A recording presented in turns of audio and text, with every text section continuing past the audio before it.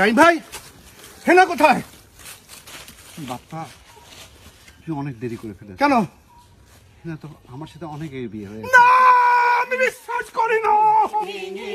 মনের শিকল ছেড়ে পাখি যায় উড়ে যায়। অবশেষে সেই ভাইরাল হেনার খোঁজ মিলল সামাজিক যোগাযোগ মাধ্যমে।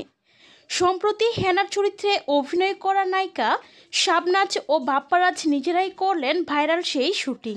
রাইম ভাই, হেনা কোথায়? বাপ্পা, তুই অনেক দেরি করে ফেলেছিস। কেন?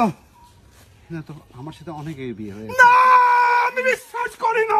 যেখানে দেখা যায় বাপ্পারাজ এসে জিজ্ঞেস করছেন শাবনাজের হাজবেন্ড নাইমের কাছে। তিনি বলেন, আমার হেনা কোথায়?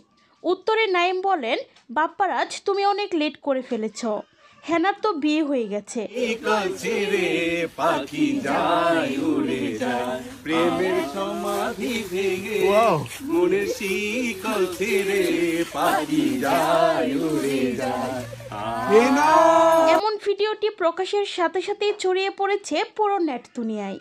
কমেন্টে অনেকেই নানান মন্তব্য করে যাচ্ছে।